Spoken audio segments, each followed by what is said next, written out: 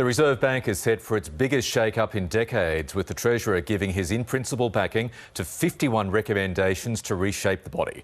It comes in the face of strong criticism of the RBA and specifically Governor Philip Lowe for lifting interest rates 10 times, despite signalling during the pandemic they'd stay on hold until 2024. The independent review's recommendations include the creation of a new monetary policy board that would make decisions about interest rates and a governance board to oversee management of the RBA. Let's bring in political reporter Dana Morse, who's in Parliament House this morning.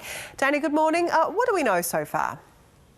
Good morning, Madeline. Well, this is a long-awaited independent review of the Reserve Bank that seems to be setting up a once-in-a-generation change, potentially. The government has already said that it will commit to 51 recommendations that have been handed down in principle. We're yet to see the detail, the ins and outs of those recommendations, but the Treasurer, Jim Chalmers, will be standing up later this morning in Brisbane, so we can expect him to put some more meat on the bone here and give us some more details as the morning continues. But we do understand that among the key recommendations put forward are putting up 2 new board members on the RBA board and the creation of a separate monetary policy board.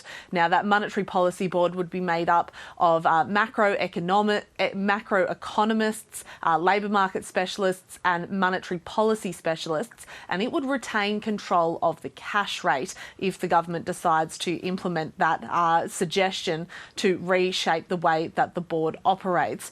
Now, we also understand that there are currently 9 members on the RBA board, and there would potentially be 2 more people added to that.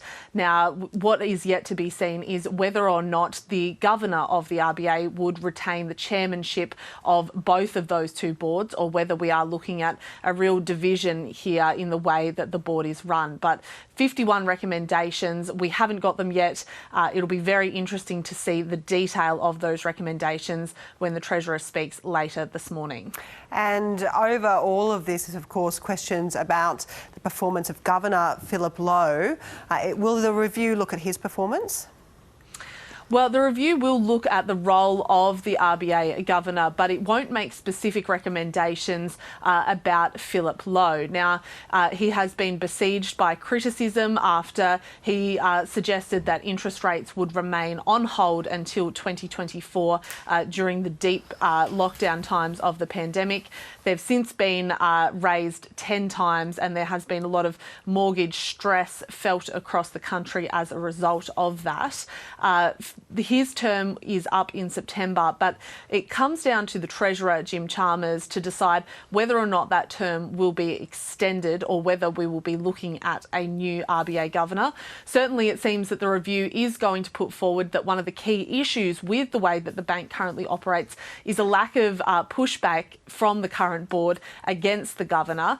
Philip Lowe has previously said that he is only one person on a 9-person board that makes these decisions, but it seems like the review is going to put forward that there is a little too much harmony among the board members and there needs to be more scrutiny and pushback there.